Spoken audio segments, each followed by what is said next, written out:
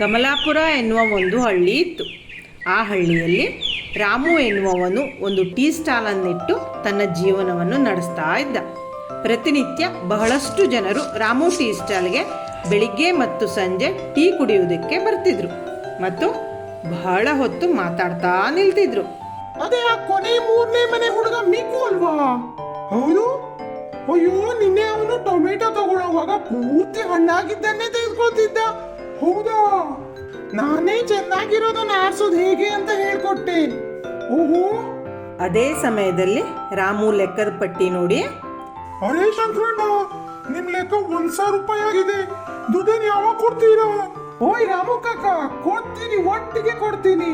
ಇವತ್ತಿಂದು ಅದರಲ್ಲೇ ಸೇರಿಸ್ಕೋ, ನಾನೆಲ್ಲ ಹೋಗಲ್ಲ. ಹಾಗೇಳಿ ಶಂಕರಣ್ಣ ಖಾಲಿ ಟೀ ಕಪ್ಪನ್ನ ಅಲ್ಲಿಟ್ಬಿಟ್ಟು ಹೋಗ್ಬಿಡ್ತಾನೆ. ಟೀ ಕುಡಿದವರು ಯಾರೂ ದುಡ್ಡು ಕೊಡ್ಲಿಲ್ಲ. ಎಲ್ಲರೂ ಲೆಕ್ಕ ಬರೀಲಿಕ್ಕೆ ಹೇಳಿಬಿಟ್ಟು ಹೊರಟು ಬಿಟ್ರು. ರಾಮುವಿನ ಗಲ್ಲಾಪೆಟ್ಟಿಗೆ ಪೂರ್ತಿ ಖಾಲಿಯಾಗಿತ್ತು. ರಾಮು ಎಲ್ಲರಿಗೂ ಸಾಲ ಕೊಟ್ಟು ಬೇಸತ್ತು ಸರಪಂಚರಿಗೆ ಕಂಪ್ಲೇಂಟ್ ಕೊಟ್ಟ.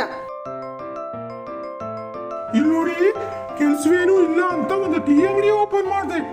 ಟೀ ಅಂಗಡಿ ನೋಡಿ ನನ್ನ ಮದುವೆ ಕೂಡ ನಿಶ್ಚಯ ಆಯ್ತು. ಆದ್ರೆ ಹುಡುಗಿ ಅಣ್ಣ ಅಂಗಡಿ ಲೆಕ್ಕ ಪಟ್ಟಿ ನೋಡಿ ಮದುವೆನೇ ಕ್ಯಾನ್ಸಲ್ ಮಾಡ್ದ. ಯಾಕೆಂದ್ರೆ ಯಾರು ದುಡ್ಡೇ ಕೊಡ್ತಿಲ್ಲ. ನಾ ಹೇಗ್ ಬದುಕ್ಲಿ, ನೀವೇ ಹೇಳಿ. ಹೌದಾ? ಸರಿ, ನಾನೆಲ್ಲರ ಹತ್ರ ಮಾತಾಡ್ತೀನಿ. ಸರ್ಪಂಚ್ ಲೆಕ್ಕದ ಪುಸ್ತಕ ನೋಡ್ಬಿಟ್ಟು ಎಲ್ಲರನ್ನೂ ಪಂಚಾಯತಿಗೆ ಕರೆದ. ಅಂದ್ರೆ ಯಾರ್ಯಾರು ರಾಮುವಿಗೆ ದುಡ್ಡು ಕೊಡಬೇಕೋ ಅವರನ್ನೆಲ್ಲ ಕರೆದ. ಮೂರ್ತಿ, ನೀನು 2,000 ಕೊಡ್ಬೇಕು. ಶಂಕರ 1,000 ಕೊಡ್ಬೇಕು. ನೀನು ಕೃಷ್ಣ ಮತ್ತು ಸುಬ್ರಯ್ಯ, ನಿಮ್ದು 2,000 ರೂಪಾಯಿ ಇದೆ. ಉಳಿದವರು ಕೂಡ ಸ್ವಲ್ಪ ಸ್ವಲ್ಪ ಹಣ ಕೊಡೋದನ್ನ ಉಳಿಸ್ಕೊಂಡಿದ್ದೀರಾ. ಯಾವಾಗ ತಿರ್ಕೊಡ್ತೀರಾ? ಸರ್ಪಂಚ್ರ ಮಾತು ಕೇಳಿ ನಾರಾಯಣ ಹೇಳ್ತಾನೆ, ಸರ್ಪಂಚ್ರೇ, ನಿಮಗೆ ಗೊತ್ತಿದೆ, ಮಳೆ ಇಲ್ಲ. ಮಳೆ ಬಂದು ಕೂಡಲೇ ಬೆಳೆ ಬೆಳೆದು ಮಾರಿ ಬಂದ ಹಣ್ಣಲ್ಲಿ ಪೂರ್ತಿ ಕೊಡ್ತೀನಿ. ನಾನೆಲ್ಲೂ ಓಡಿ ಹೋಗಲ್ಲ. ಹೌದು, ನಾನು ಕೂಡ ಹಾಗೆ ಮಾಡ್ತೀನಿ. ಸರ್ಪಂಚ್ರೇ, ನಾವು ನಮ್ಮ ಸಮಸ್ಯೆನೆಲ್ಲ ನಿಮಗೆ ಹೇಳ್ತೀವಿ. ಈಗ ಕುಮೀರ್ ನಮ್ಗೆ ಏನು ಮಾಡೋಕ್ಕಾಗಲ್ಲ. ಆಗ ರಾಮು ಸಿಟ್ಟಿನಿಂದ ಹೇಳ್ತಾನೆ, ನಿಮಗೆ ದೀಪಾವಳಿನಲ್ಲಿ ಅಷ್ಟೊಂದು ಪಟಾಕಿ ಸುಡೋದಿಕ್ ದುಡ್ಡು ಇರುತ್ತೆ. ಅದ್ರ ಕುಡಿದು ಟೀಗೆ ದುಡ್ಡು ಕೊಡ್ಲಿಕ್ಕೆ ಆಗಲ್ಲ ಅಲ್ವಾ? ರಾಮು, ನೀ ಚಿಂತೆ ಮಾಡಬೇಡ. ಇವರೆಲ್ಲ ನಮ್ಮೂರ್ನವರು ತಾನೇ, ಕೊಡ್ತಾರೆ ಬಿಡು. ಬೇಸರ ಮಾಡ್ಕೊಂಡು ರಾಮು ಮನೆಗೆ ಬಂದು ಯೋಚಿಸ್ತಾನೆ, ಸರ್ಪಂಚರಾದ್ರೂ ವಸೂಲಿ ಮಾಡ್ಕೊಡ್ತಾರೆ ಅಂದ್ಕೊಂಡೆ. ಆದ್ರೆ ಅವರು ಜಾಸ್ತಿ ಉದಾರ ಬುದ್ಧಿ ತೋರಿಸ್ಬಿಟ್ರು. ಈಗ ನಾನೇನ್ ಮಾಡ್ಲಿ? ಆಗ ರಾಮುಗೆ ಆತನ ಆತ್ಮೀಯ ಸ್ನೇಹಿತನಾದ ಶಿವನ ಫೋನ್ ಬರುತ್ತೆ. ಶಿವ ಪೇಟೆಯಲ್ಲಿ ಪ್ರಸಿದ್ಧ ಗಾಜಿನ ಫ್ಯಾಕ್ಟರಿಯಲ್ಲಿ ಕೆಲಸ ಮಾಡ್ತಿದ್ದ. ಹಾ ಶಿವು, ಹೇಳು. ಹಾ, ನಾನ್ ನಾಳೆ ಊರಿಗೆ ಬರ್ತಿದ್ದೀನಿ. ನಿನಗಾಗಿ ನಾನೇನ್ ತಗೋಬರ್ಲಿ? ಟೀ ಕಪ್ ತರಲಾ? ಟೀ ಹಾಕೋ ಅಂತ ದೊಡ್ಡ ಕಪ್ ತಗೋಬಾ. ಅದ್ರಲ್ಲಿ ತುಂಬಾ ಟೀ ಹಾಕಿ ನಾನೇ ಮುಳುಗ್ ಬಿಡ್ತೀನಿ. ಅರೆ, ಏನಾಯ್ತು? ಯಾಕೆ ಹೀಗೆ ಹೇಳ್ತಿದೀಯ? ಏನಾಗಿದೆ ನಿಂಗೆ?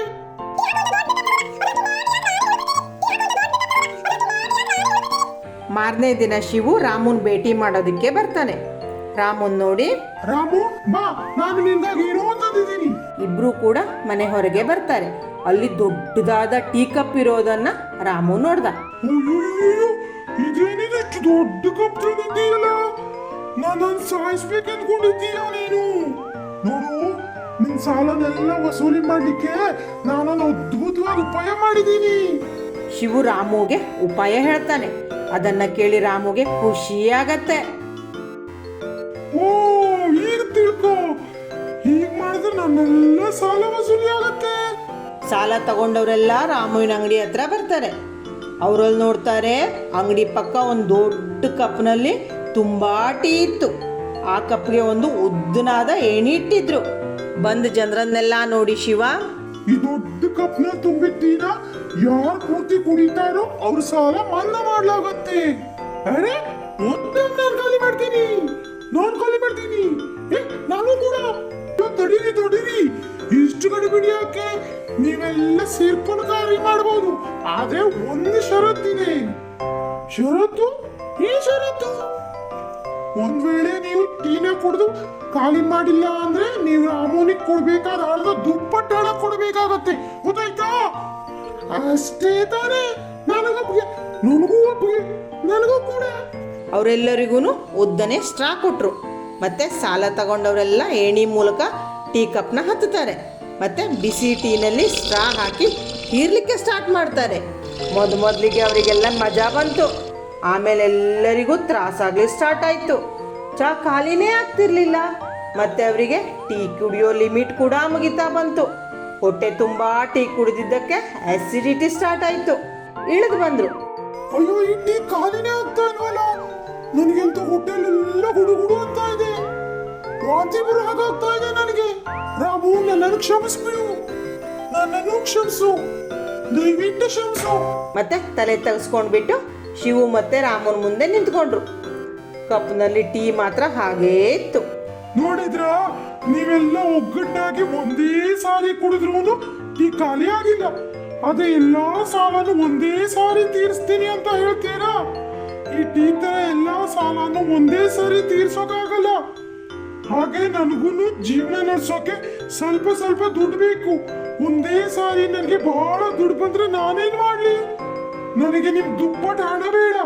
ದಯವಿಟ್ಟು ನನ್ಗೆ ಎಷ್ಟು ಕೊಡ್ಬೇಕೋ ಅಷ್ಟು ಹಣವನ್ನ ಕೊಡಿ. ಇದನ್ನ ಕೇಳಿ ಸಾಲ ತಗೊಂಡವರೆಲ್ಲ ರಾಮುಗೆ ದುಡ್ಡು ಕೊಡೋದಕ್ಕೆ ಪ್ರಾರಂಭಿಸಿದ್ರು. ಮತ್ತೆ ನಾಚಿಕೆಯಿಂದ ತಲೆ ತೆಗೆಸ್ಕೊಂಡು ಅಲ್ಲಿಂದ ಜಾಗ ಖಾಲಿ ಮಾಡಿದ್ರು.